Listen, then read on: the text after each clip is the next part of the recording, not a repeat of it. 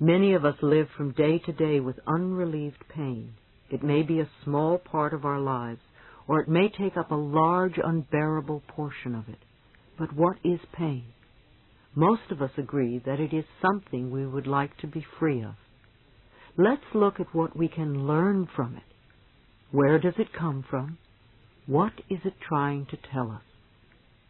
The dictionary defines pain as an unpleasant or distressing sensation due to bodily injury or disorder, as well as a mental or emotional suffering or torment. Since pain is an outgrowth of both mental and physical dis-ease, it is clear that both the mind and the body are susceptible to it.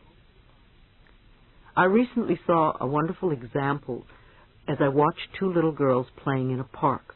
The first child raised her hand to playfully slap her friend on the arm.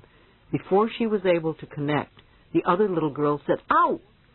And the first little girl looked at her and said, "Why did you say ow? I haven't even touched you yet." To which her friend quickly replied, "Well, I knew it was going to hurt." In this instant, the mental pain presumed the expected physical pain. Pain comes to us in many forms: a scratch, a bump, a bruise, dis-ease, uneasy sleep, a threat, a knotty feeling in your stomach, a numbing sensation in your arm or leg. Sometimes it hurts a lot, sometimes only a little, but we know it's there. In most cases, it's trying to tell us something. At times, the message is obvious. A sour stomach experienced during the work week, but not on the weekend, may indicate a need for an attitude change or for a job change. And many of us know the significance of the pain that occurs after a night of excessive drinking.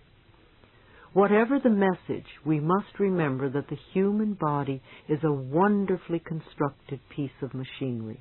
It tells us if there are problems, but only if we are willing to listen. Unfortunately, many of us do not take or make the time to listen. Pain is actually one of the body's last resort messages, to tell us that something is wrong in our lives. We are really off track somewhere. The body is always aspiring for optimum health, no matter what we do to it.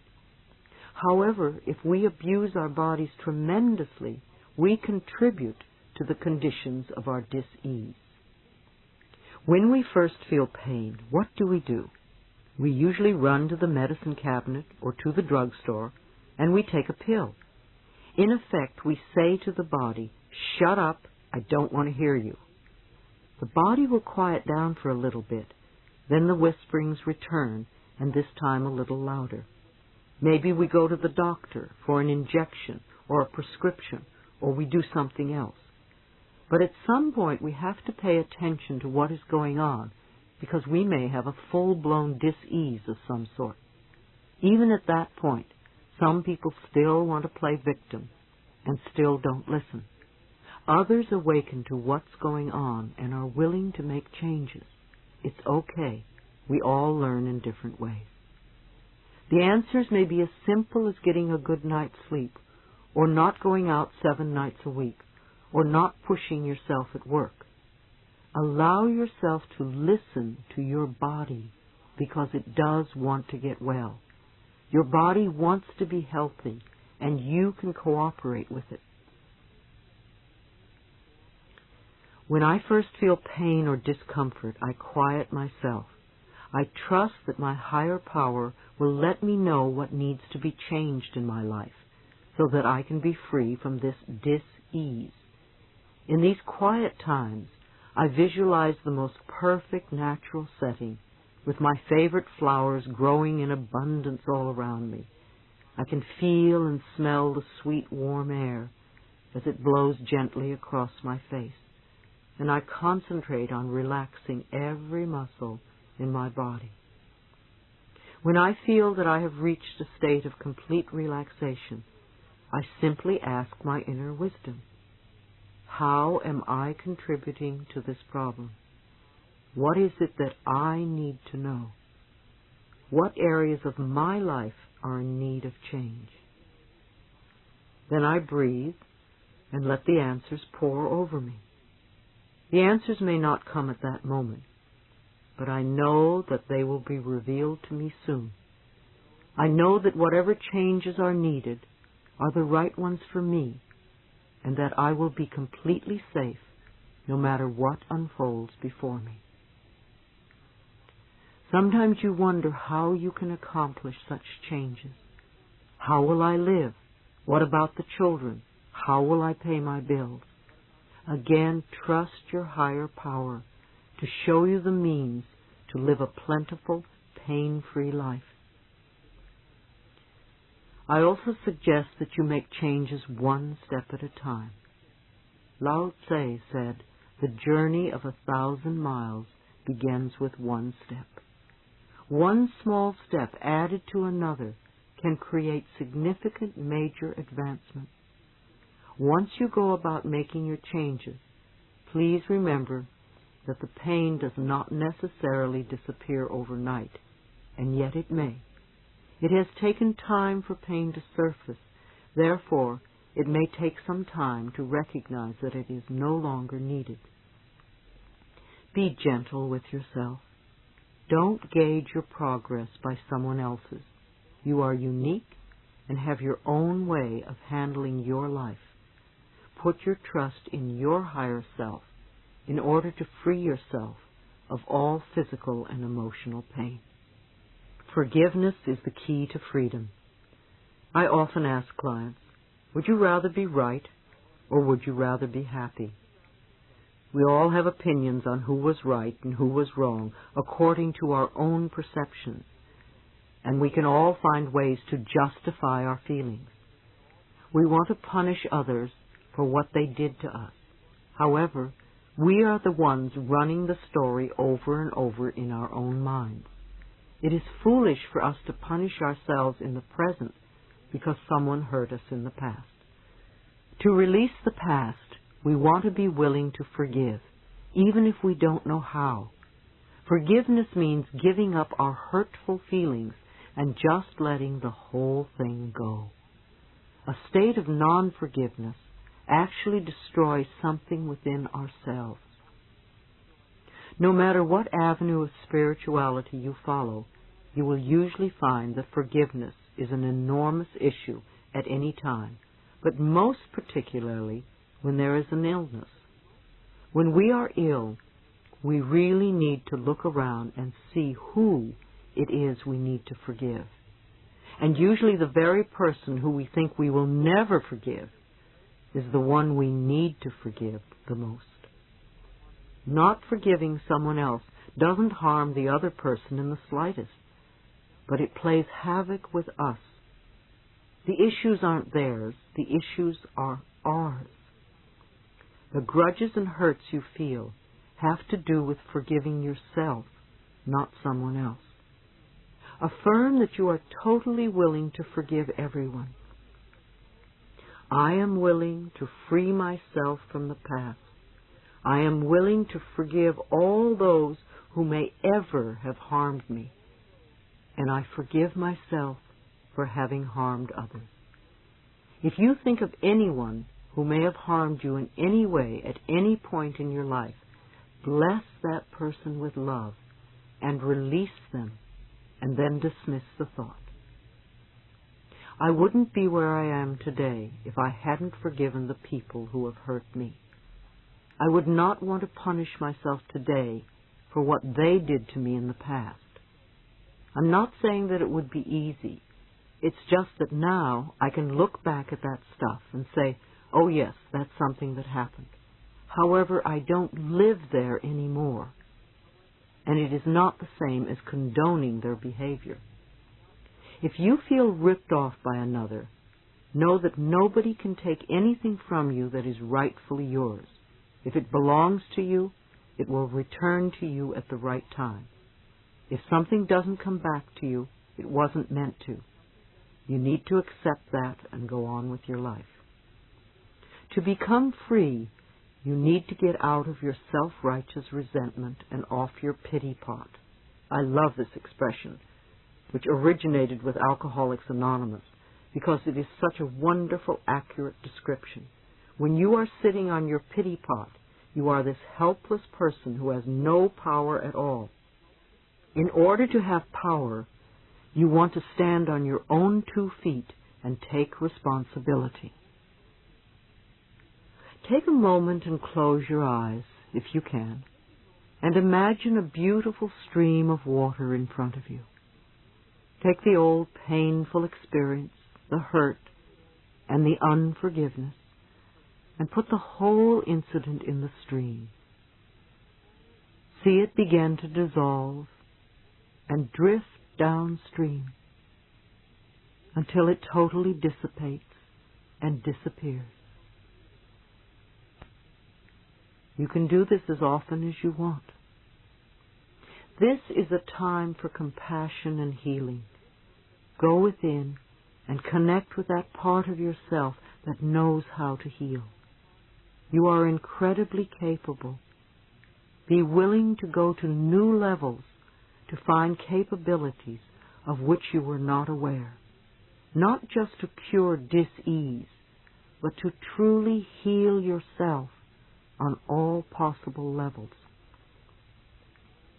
To make yourself whole in the deepest sense of the word, to accept every part of yourself and every experience you have ever had, and to know that it is all part of the tapestry of your life this time around. I love Emmanuel's book. There is a passage in it which has a good message. The question to Emmanuel is, how do we experience painful circumstances without becoming embittered by them? And Emmanuel's reply is, by seeing them as lessons and not as retribution. Trust life, my friends. However far afield life seems to take you, this trip is necessary. You have come to traverse a wide terrain of experience in order to verify where truth lies and where your distortion is in that terrain. You will then be able to return to your home center, your soul self, refreshed and wiser. If only we could understand that all of our so-called problems are just opportunities for us to grow and to change, and that most of them come from the vibrations that we have been giving off. All we really need to do is change the way we think, be willing to dissolve the resentment, and be willing to forgive. Part 3.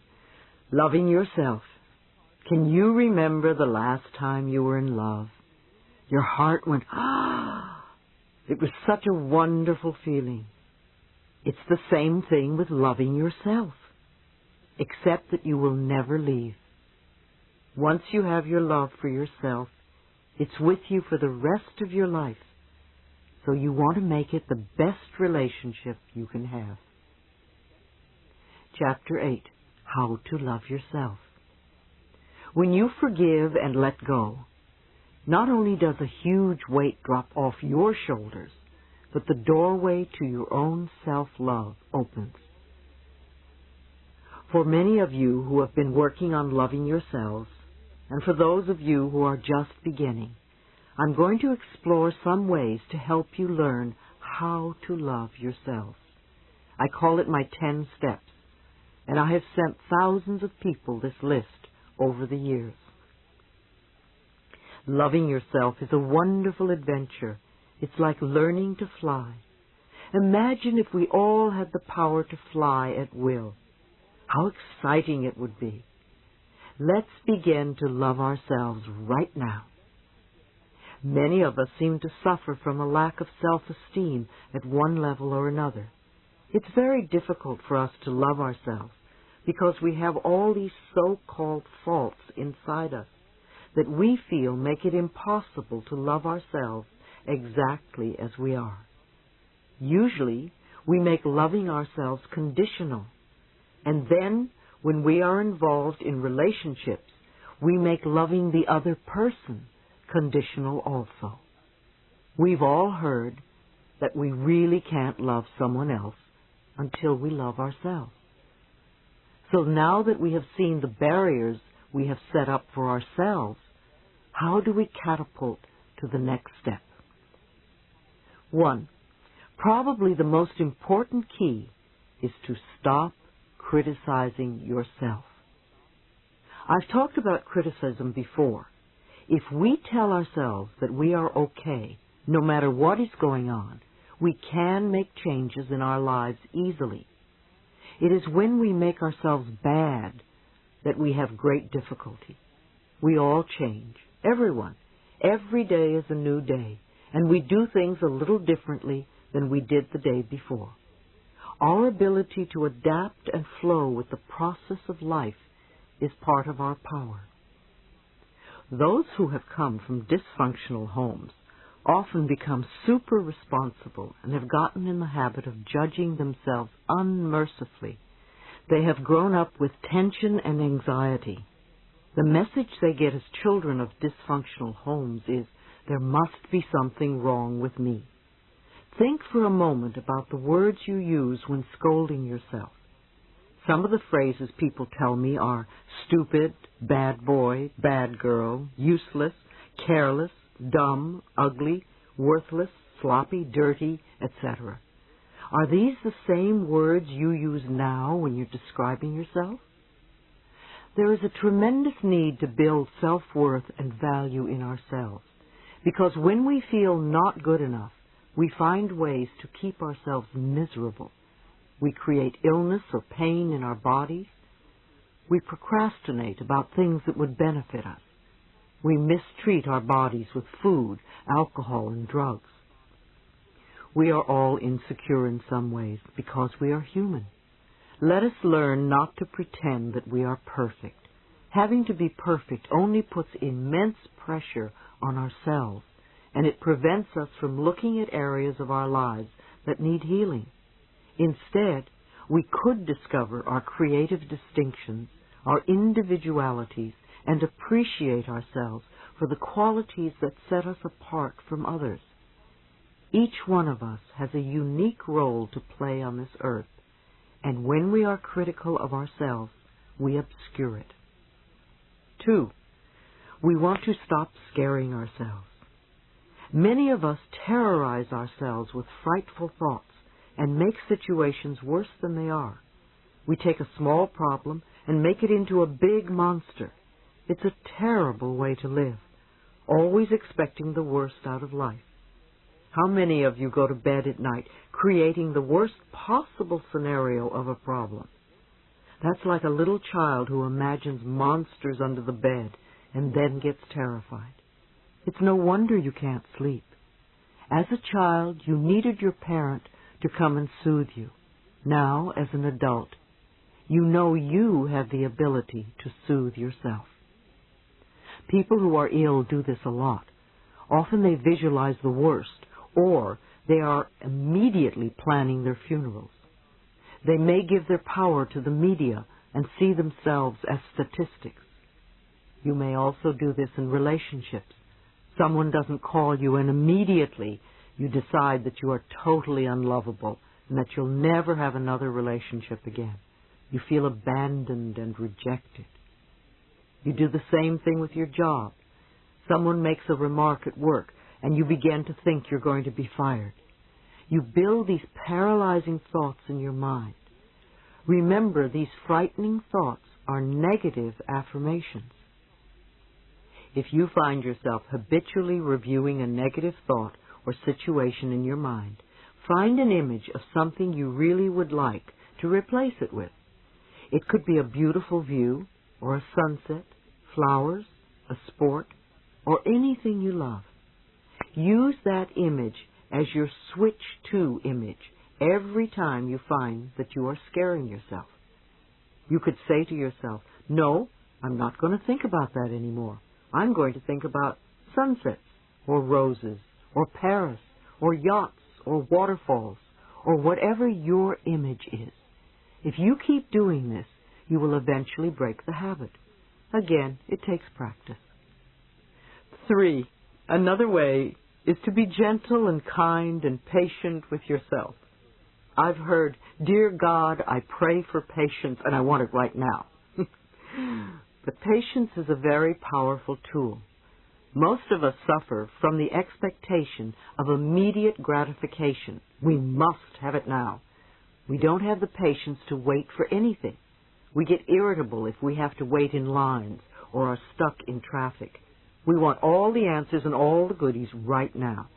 Too often, we make other people's lives miserable by our own impatience. But impatience is a resistance to learning. Impatience is resistance to learning. We want the answers without learning the lesson or doing the steps that are necessary for our growth. You could think of your mind as if it were a garden. To begin with, a garden is a patch of dirt. You may have a lot of brambles of self-hatred and rocks of despair, anger and worry. An old tree called fear needs pruning. Once you get some of these things out of the way and the soil is in good shape, you add some little seeds or plants of joy and prosperity.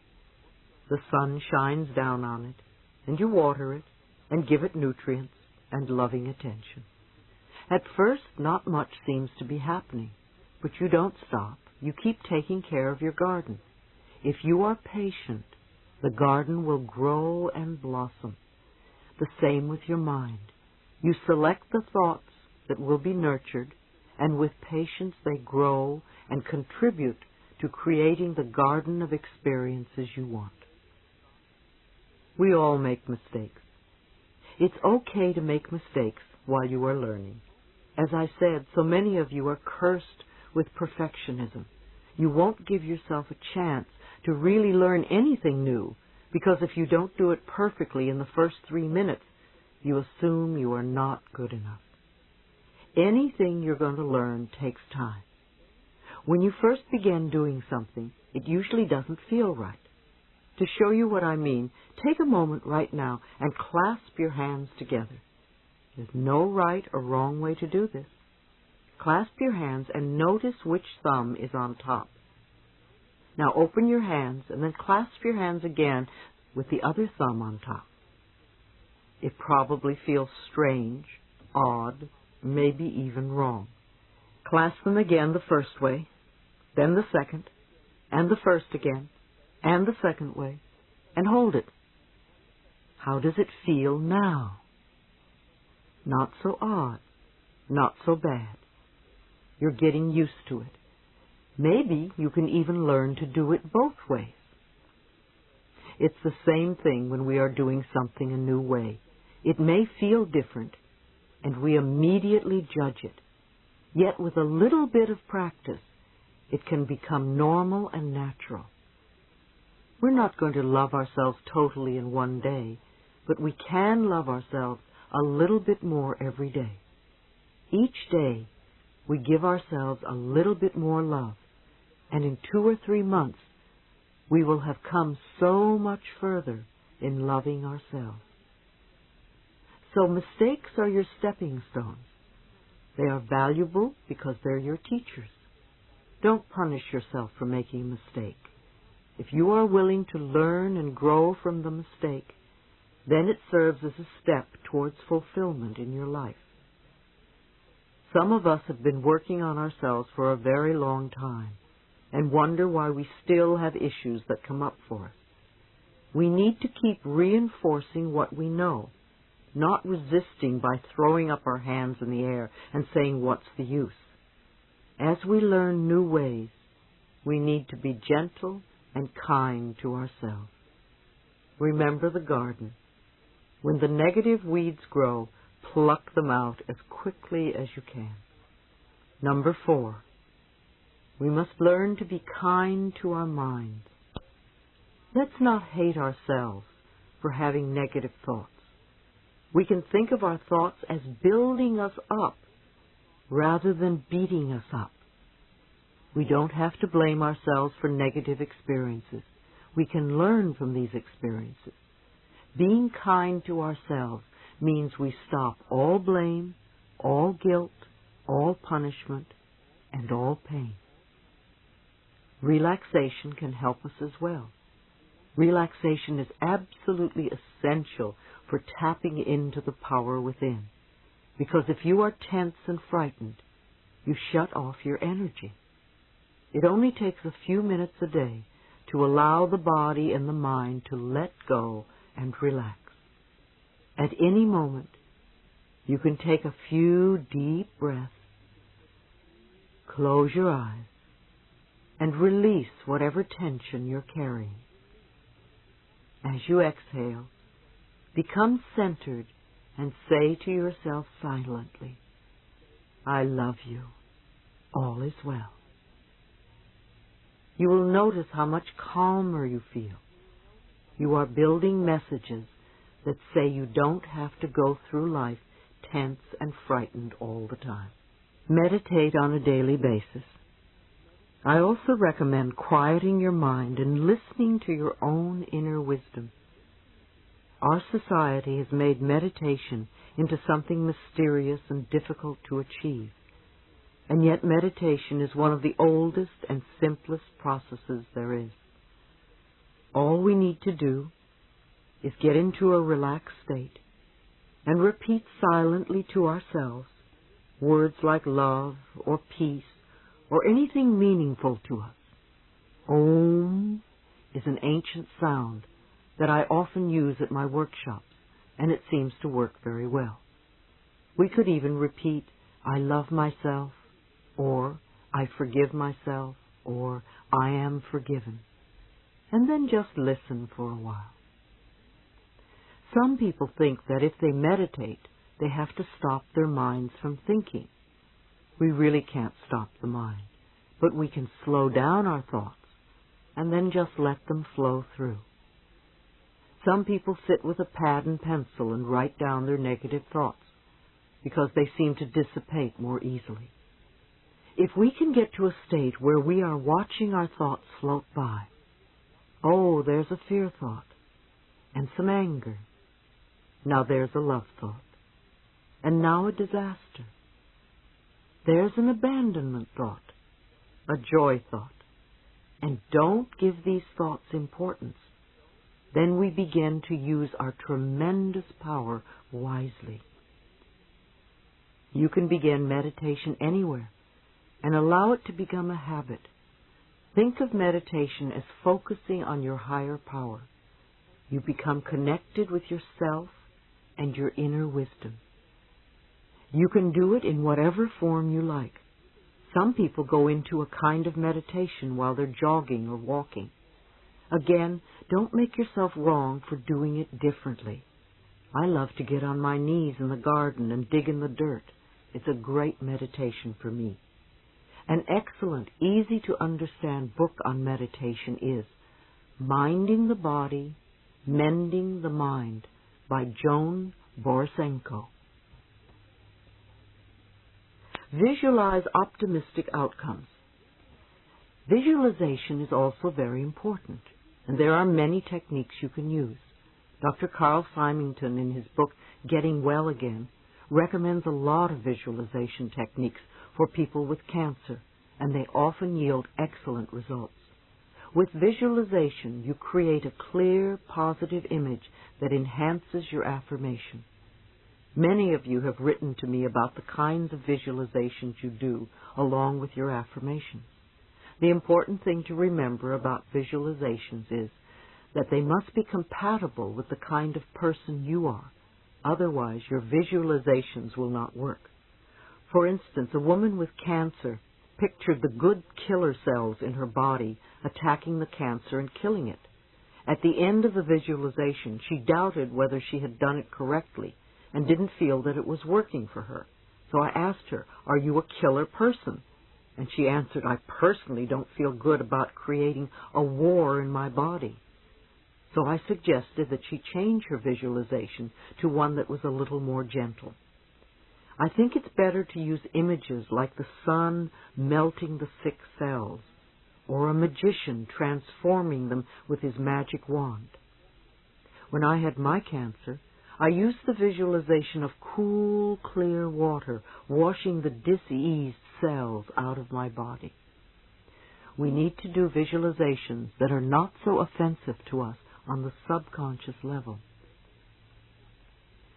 Those of us who have family or friends who are sick do them an injustice by continually seeing them sick.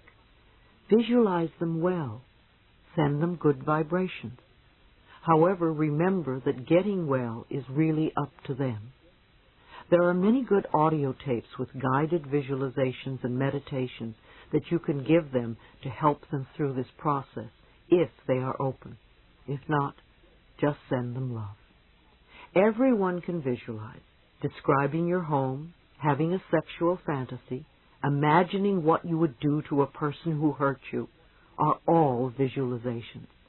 It's amazing what the mind can do. Number 5. The next step is to praise yourself. Criticism breaks down the inner spirit, and praise builds it up. Acknowledge your power, your God self. We are all expressions of the infinite intelligence. When you berate yourself, you belittle the power that created you. Begin with the little things. Tell yourself that you are wonderful. If you do it once and then stop, it doesn't work. Keep at it, even if it's 1 minute at a time. And believe me, it does get easier. The next time you do something new or different, or something you are just learning and you're not too adept at, be there for yourself. It was a big thrill the first time I spoke at the Church of Religious Science in New York. I remember it very well. It was a Friday noon meeting. People wrote questions and put them in a basket for me, the speaker. I brought the basket to the podium and answered the questions and did a small treatment after each one. After I finished, I walked away from the podium and said to myself, "Louise, you were fantastic, considering this was the first time out. By the time you do this 6 times, you're going to be a pro." I didn't berate myself and say, "Oh, you forgot to say this or that." I didn't want to have the second time be something that would frighten me. If I beat myself up the first time, I would beat myself up the second time, and I would dread speaking in the end. And after a couple of hours, I thought of what I could change to improve. I never made myself wrong. I was very careful to praise myself and congratulate myself for being wonderful. And by the time I had conducted 6 meetings, I was a pro. I think we can apply this method in all areas of our lives. I continued speaking at the meetings for quite some time. It was wonderful training because it taught me how to think on my feet. Allow yourself to accept good, whether you think you deserve it or not. I've discussed how believing that we are not deserving is our unwillingness to accept good in our lives. It's what stops us from having what we want. How could we create anything good for ourselves if we think we don't deserve to have good? Think about the laws of deserving in your home. Did you feel good enough, smart enough, tall enough, pretty enough, whatever? And what do you have to live for? You know you are here for a reason, and it's not just to buy a new car every few years. What are you willing to do to fulfill yourself? Are you willing to do affirmations, visualizations, treatments? Are you willing to forgive? Are you willing to meditate? How much mental effort are you willing to exert to change your life and make it the life you want? Number 6, loving yourself means supporting yourself. Reach out to friends and allow them to help you. You really are being strong when you ask for help when you need it. So many of you have learned to be so self-reliant and self-sufficient. You can't ask for help because your ego won't let you. Instead of trying to do it all yourself and then getting angry at yourself because you can't make it, try asking for help next time. There are support groups in every city. There are 12-step programs for almost every problem. And in some areas, there are healing circles and church-affiliated organizations. If you can't find what you want, you can start your own group. It's not as scary as you might think. Gather together 2 or 3 friends who have the same issues that you have, and set up a few guidelines to follow. Have a book to study or tapes to listen to. If you do it with love in your heart, your little group will grow. People will be attracted like a magnet. Don't worry if it starts to grow and your meeting space gets too small. The universe always provides. If you don't know what to do, write my office, and we'll send you guidelines on how to conduct a little group. You really can be there for each other. I started the hayride in Los Angeles in 1985 with 6 men with AIDS in my living room. We didn't know what we were going to do about this intense crisis. I told them we weren't going to sit around playing Ain't It Awful, because we already knew that. We did what we could on a positive level to support each other. We're still meeting today, and we have about 200 people coming every Wednesday night to West Hollywood Park. It's an extraordinary group for people with AIDS, and everybody is welcome. People come from all over the world to see how this group functions, and because they feel supported. It's not only me, it's the group. Everyone contributes to making it effective. We meditate and do visualizations, we network and share information about alternative therapies and the latest medical methods. There are energy tables at one end of the room where people can lie down and others share healing energies by laying on hands or praying for them. We have Science of Mind practitioners they can talk to. At the end, we sing and hug one another. We want people to go out feeling better than when they came in, and sometimes people receive a positive lift that lasts for several days. Support groups have become the new social form, and they are very effectual tools in this complex day and age. Many New Thought churches, such as Unity and Religious Science, have ongoing weekly support groups. Many groups are listed in New Age magazines and newspapers. Networking is so important. It sparks you and gets you going. I suggest that people who have similar ideas share time with one another on a regular basis. When people work together on a common goal, they bring their pain, confusion, anger, or whatever, and come together, not to moan, but to find a way to go beyond, to rise above, and to grow up in a way. If you are very dedicated, very self-disciplined, and very spiritual, you can do a lot of work by yourself on yourself. When you are with a group of people doing the same thing, you can make quantum leaps because you learn from one another. Every single person in the group is a teacher. So if you have issues that need working on, I would suggest, if possible, that you get into a group of some sort where you can work them through. Number 7, love your negatives. They are all part of your creation, just as we are all part of God's creation. The intelligence that created us doesn't hate us because we make mistakes or get angry at our children. This intelligence knows that we are doing the best we can and loves all of its creation as we can love ours. You and I have all made negative choices, and if we keep punishing ourselves for them, it becomes a habit pattern, and we'll find it very tiresome to let them go and to move on to more positive choices. If you keep repeating, I hate my job, I hate my house, I hate my illness, I hate this relationship, I hate this, I hate that, very little new good can come into your life. No matter what negative situation you are in, it's there for a reason. Otherwise, you wouldn't have it in your life. Dr. John Harrison, the author of Love Your Disease, says that patients are never to be condemned for having multiple operations or illnesses. Actually, patients can congratulate themselves for finding a safe way to have their needs met. We want to understand that whatever issue or problem we have, we contributed to creating it in order to handle certain situations. Once we realize this, then we can find a positive way to fulfill our needs.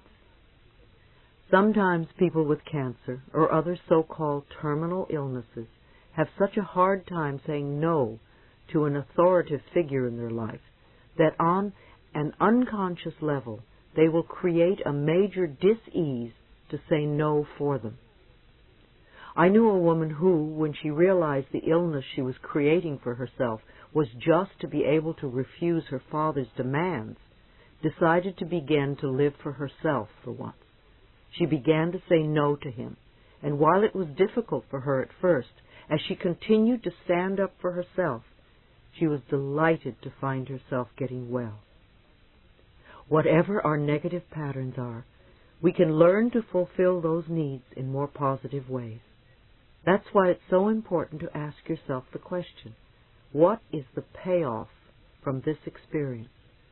What am I getting that's positive? We don't like to answer that question. However, if we really look within and are honest with ourselves, we will find that answer. Perhaps your answer would be, it's the only time I get loving attention from my spouse.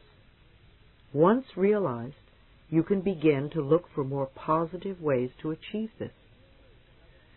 Humor is another potent tool. It helps us release and lighten up during stressful experiences. At the hayride, we set time aside for jokes. Sometimes we have a guest speaker called the Laugh Lady.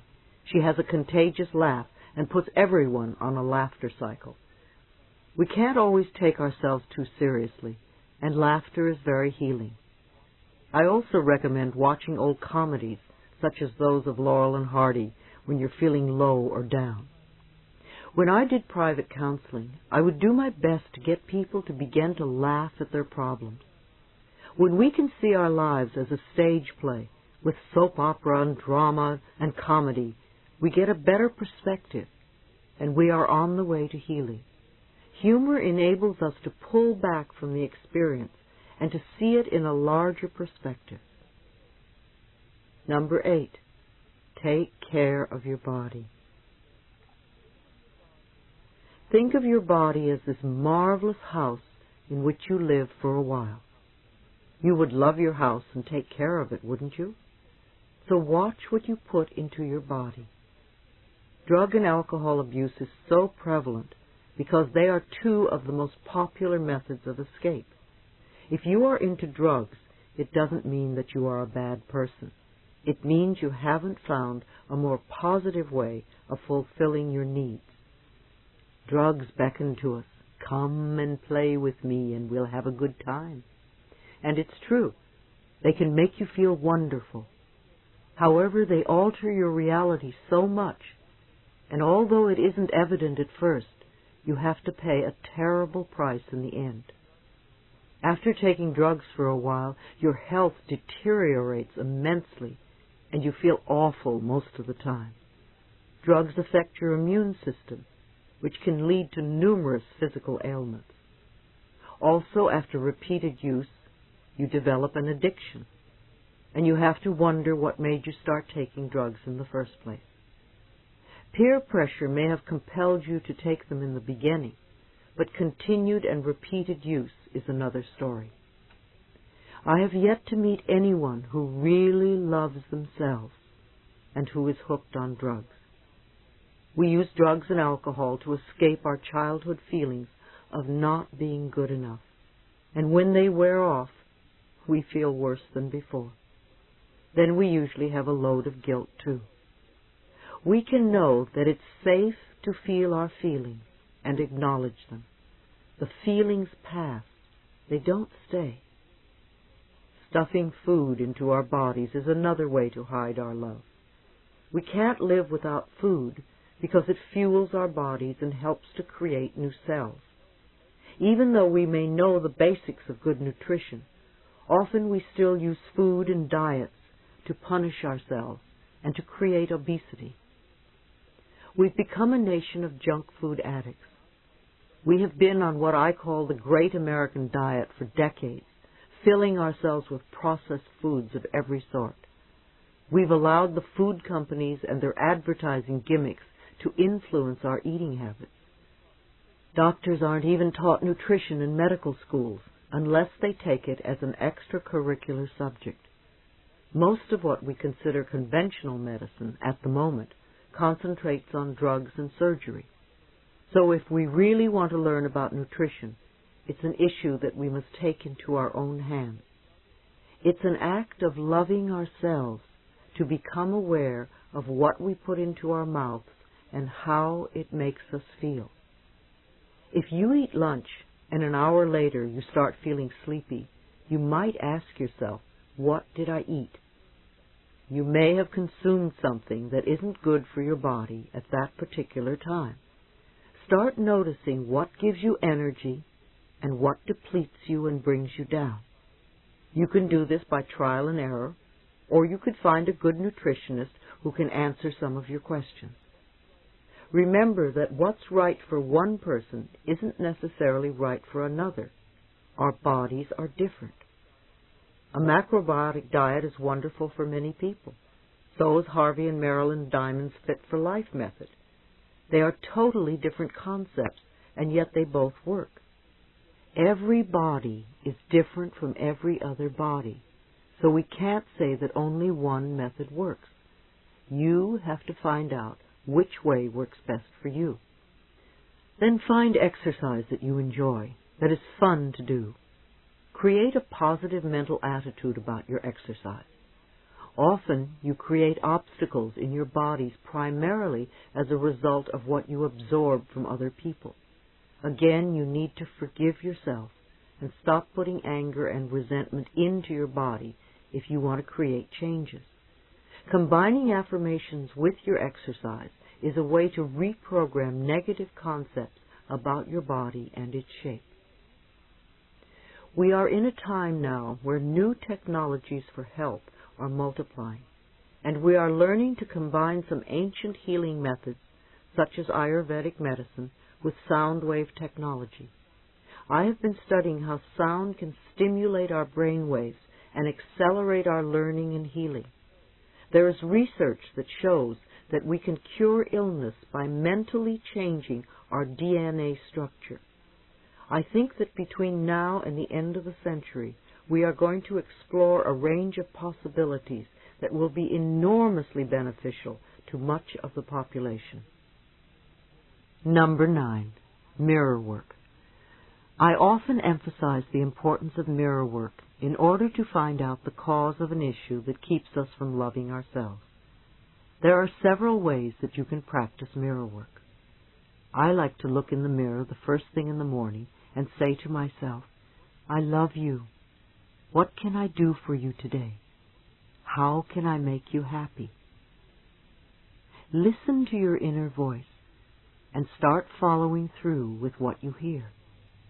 You may not get any messages to begin with because you're so used to scolding yourself and you don't know how to respond with a kind, loving thought.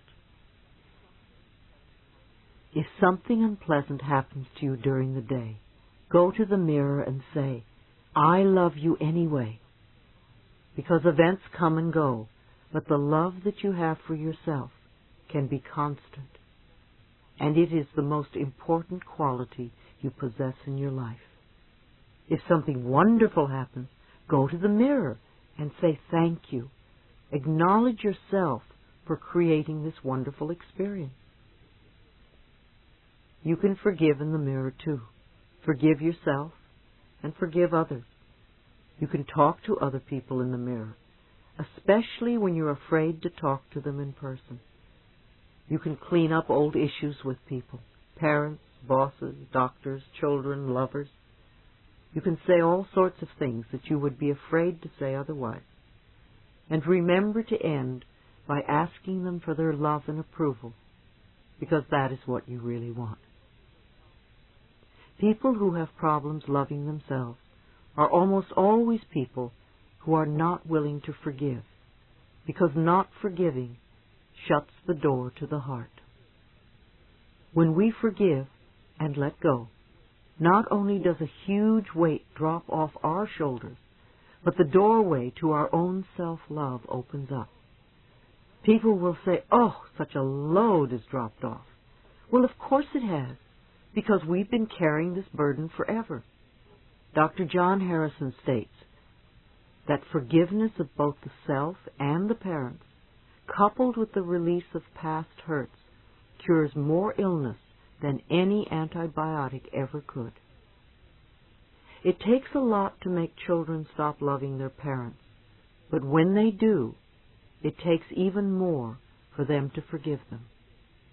When we won't forgive, when we won't let go, we're binding ourselves to the past. And when we are stuck in the past, we cannot live in present time. And if we are not living in the present, how can we create our glorious future? Old garbage from the past just creates more garbage for the future. Affirmations performed in front of a mirror are advantageous because you learn the truth of your existence. When you do an affirmation and you immediately hear a negative response such as, "Who are you kidding?" or "It can't be true," or "You don't deserve that," then you have received a gift to use. You cannot make the changes you want until you are willing to see what is holding you back. The negative response you have just discovered is like a gift in that it becomes the key to freedom. Turn that negative response into a positive affirmation, such as, "I now deserve all good. I allow good experiences to fill my life." And repeat the new affirmation until it does become a new part of your life.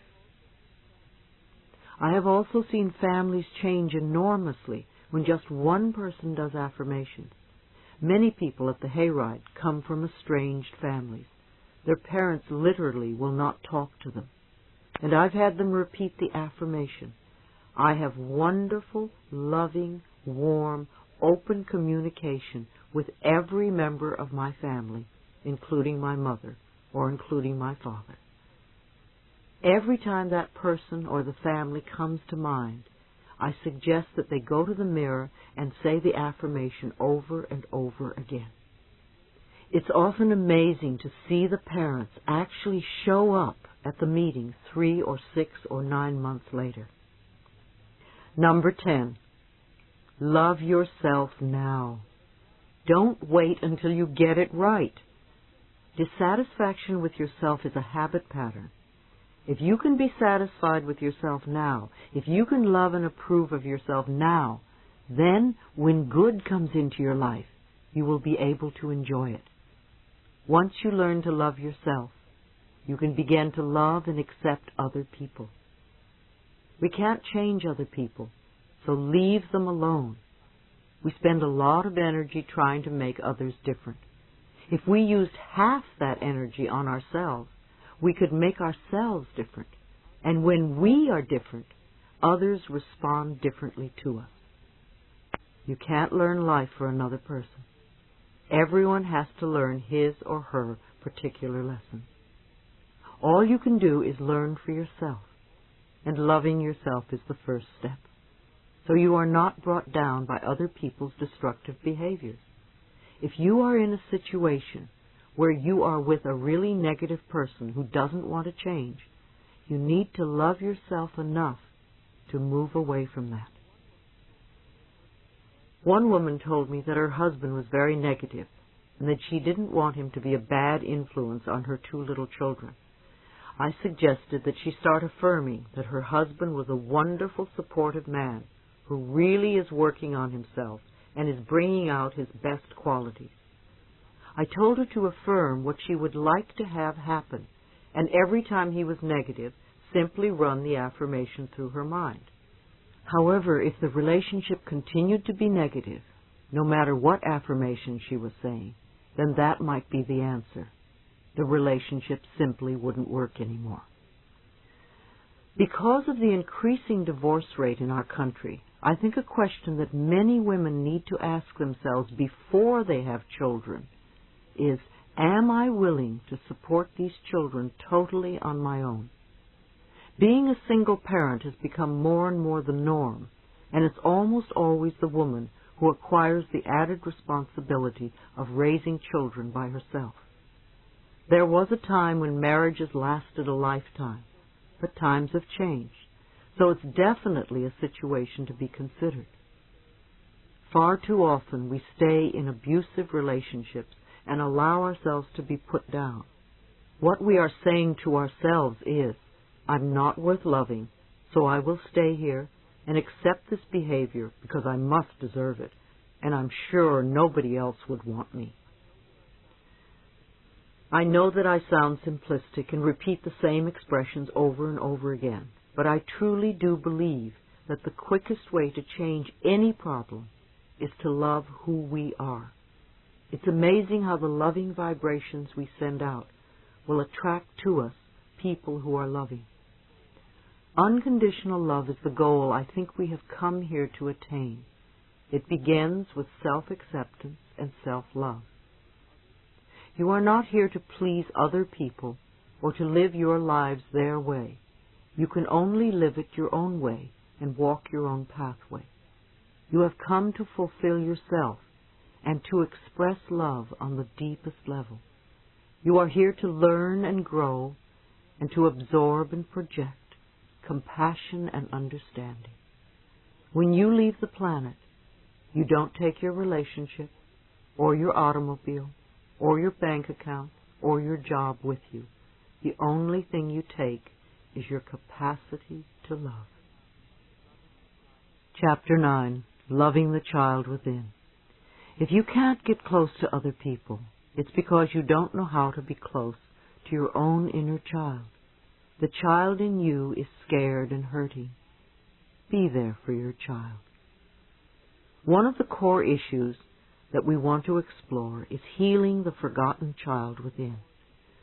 Most of us have ignored our inner child for far too long. Doesn't matter how old you are. There is a little child within you who needs love and acceptance.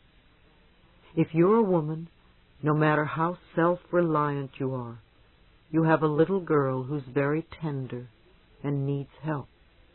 And if you are a man, no matter how macho you are, no matter how old you are, you still have a little boy inside of you who craves warmth and affection. Every age that you have been is within you, within your consciousness and memory. As children, when something went wrong, you tended to believe that there was something wrong with you. Children develop the idea that if they could only do it right, then parents, or whoever, would love them, and they wouldn't beat them or punish them. So whenever the child wants something and doesn't get it, he or she believes, I'm not good enough, I'm defective. And as we grow older, we reject certain parts of ourselves. At this point in our lives right now, we need to begin to make ourselves whole and accept every part of who we are. The part that did all the stupid things, the part that was funny looking, the part that was scared, the part that was very foolish and silly, the part that had egg on its face, every single part of ourselves. I think that we often turn off or tune out around the age of 5. We make that decision because we think that there is something wrong with us, and we're not going to have anything to do with the child anymore. There is a parent inside as well. You have a child and you have a parent, and most of the time the parent scolds the child, almost on a non-stop basis.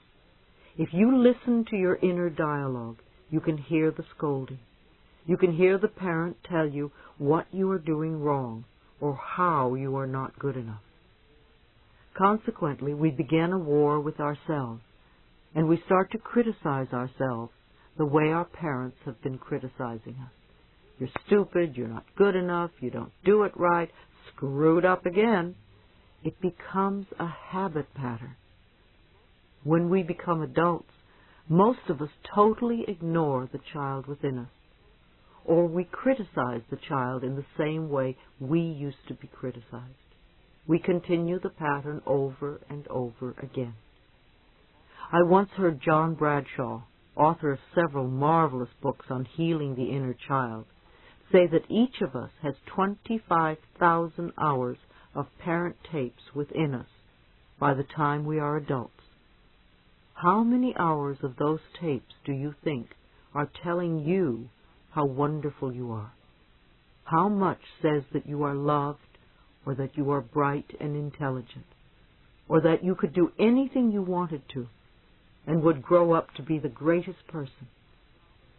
In reality, how many hours of those tapes are saying no, no, no in all its many forms?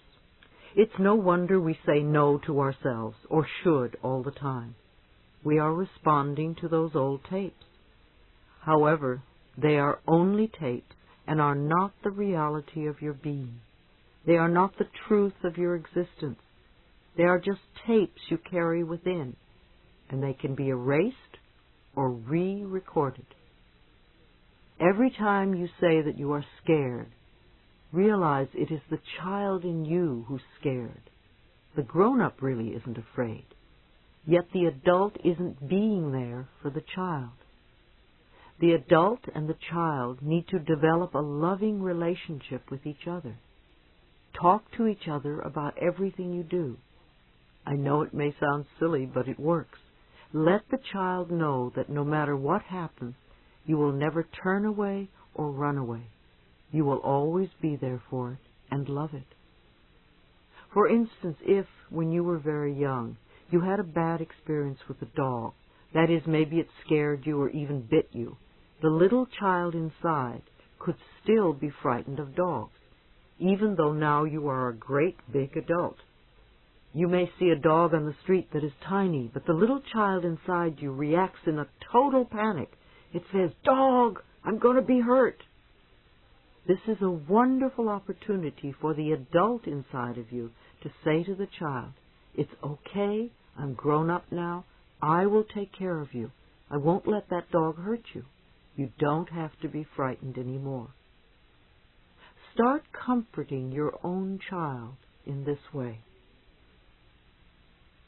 Healing the hurts of the past. I have found that working with the inner child is most valuable in helping to heal the hurts of the past. We are not always in touch with the feelings of the frightened little child within us. If your childhood was full of fear and battling, and you now mentally beat yourself up, you are continuing to treat your inner child in much the same way. The child inside, however, has no place to go. You need to go beyond your parents' limitations. You need to connect with the little lost child inside. He or she needs to know that you care. Take a moment now and tell your child that you care. I care for you. I love you. I really love you. Maybe you've been saying this to the big person, the adult inside you. So start talking now to the little child. Visualize that you are taking him or her by the hand and go everywhere together for a few days, and see what wonderfully joyous experiences you can have together. You need to communicate with that part of yourself. What are the messages you want to hear? Sit down quietly, close your eyes, and talk to your child. If you haven't talked to them in 62 years, it may take a few times before the child will believe that you really want to talk to it. Be persistent. I want to talk to you. I want to see you. I want to love you. And you will eventually connect. You may see the child inside you, you may feel it, or you may hear it. One of the statements that you can make when you first talk to your child is an apology. Say that you are sorry that you haven't talked to it in all these years, or that you are sorry for scolding it for so long. Tell the child you want to make up for all the time spent apart from each other. Ask it how you can make it happy. Ask the child what frightens it. Ask how you can help. And ask what it wants from you. Start out with simple questions, and you will get the answers. What can I do to make you happy? What would you like today? For instance, you can say to the child, I'm going to work. What do you want to do? They may answer, go to the beach. The communication will have begun. In your mind's eye, see them going to the beach and having fun. Be consistent.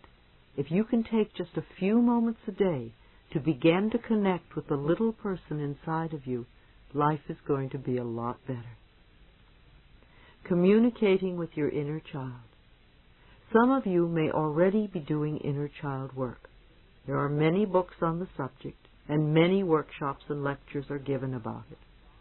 Self-Parenting by John Pollard III is excellent, and it's filled with wonderful exercises and activities that you can do with your inner child. If you are serious about doing practical work with your inner child, I recommend that you pick up this book. As I've said before, there is a lot of help offered in this area.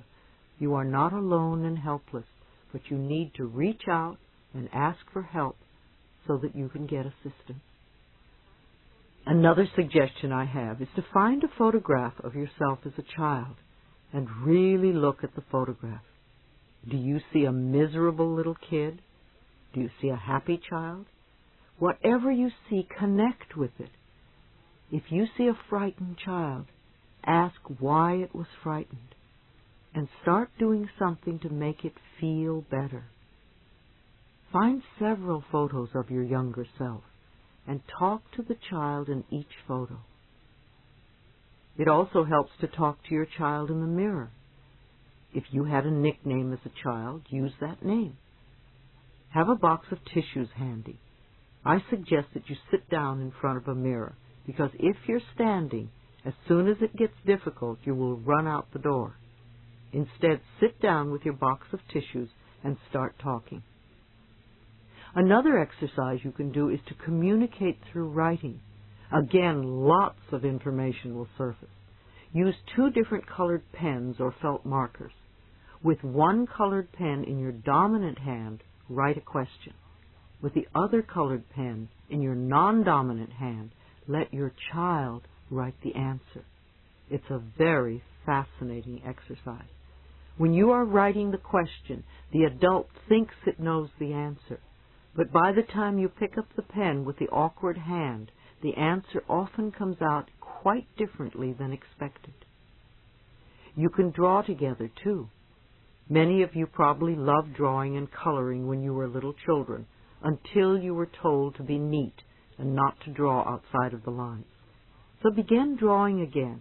Use your non-dominant hand to draw a picture about an event that just happened, and notice how you feel. Ask your child a question, and just let it draw with the non-dominant hand and see what it shows. If you can get together with others in small core groups or support groups, you can work on these ideas together. You can all let your inner children draw pictures. Then you can sit around and discuss what the pictures mean. The information you receive can be surprisingly insightful. Play with your little child. Do things that your child likes to do. When you were little, what did you really like to do? And when was the last time you did it? Too often the parent inside us stops us from having fun because it's not the adult thing to do. So take the time to play and have fun. Do the silly things you did when you were young, such as jumping in piles of leaves and running under the hose spray. Watch other children at play. It will bring back memories of the games you played. If you want more fun in your life, make the connection with your inner child and come from that space of spontaneity and joy. I promise that you will start having more fun in your life. Were you welcomed as a child? Were your parents really glad you were born? Were they delighted with your sexuality? Or did they want the opposite sex? Did you feel you were wanted as a child? Was there a celebration when you arrived? Whatever the responses were then, welcome your child now. Create a celebration. Tell it all the wonderful things you would tell a little baby who was welcomed into its new life. What is it you always wanted your parents to tell you when you were a child? What was it they never said that you wanted to hear? All right, tell your child that very thing. Tell it to your child every day for a month while looking in the mirror, and see what happens. If you had alcoholic or abusive parents as a child, you can meditate and visualize them as sober, gentle people. Give your child what it wants. It has probably been deprived for too long. Start visualizing the sort of life you would like to have with this child. When the child feels safe and happy, it can trust you. Ask, what do I need to do so that you can trust me? Again, you will be amazed at some of the answers. If you had parents who are not loving at all, and it's really hard for you to relate to them, find a picture of what you think a loving father or a loving mother looks like. Put the pictures of the loving parents around the photo of yourself as a child. Create some new images. Rewrite your childhood if you must. The beliefs that you learned when you were little are still inside the child. If your parents had rigid ideas, and you're very hard on yourself, or tend to build walls, your child is probably still following your parents' rules. If you continue to pick on yourself for every mistake, it must be very scary for your inner child to wake up in the morning. What are you going to yell at me about today? What our parents did to us in the past was their consciousness. We are the parents now. We are using our consciousness. If you are still refusing to take care of the little child, you are stuck in self-righteous resentment. Invariably, it means there is still someone to forgive. So what is it you haven't forgiven yourself for? What do you need to let go of? Well, whatever it is, just let it go. If we are not giving the child praise and attention now, our parents aren't to blame. They were doing what they thought was right in that particular space and time. However, now in the present moment, we know what we can do to nourish the child within us. Those of you who have had or have a pet know what it's like to come home and have the pet greet you at the door. It doesn't care what you're wearing. It doesn't care how old you are, or if you have wrinkles, or how much money you made today. The animal only cares that you're there. It loves you unconditionally. Do that for yourself. Be thrilled that you are alive and that you are here. You are the one person you are going to live with forever. Until you are willing to love your inner child, it's very hard for other people to love you. Accept yourself unconditionally and open-heartedly. I find that it is often very helpful to create a meditation to help your child feel safe. Since I was a child of incest, I invented a wonderful imagery for my little girl. First of all, she has a fairy godmother who looks just like Billy Burke in The Wizard of Oz, because that's what really appeals to her. I know that when I'm not with her, she is with her fairy godmother, and she is always safe.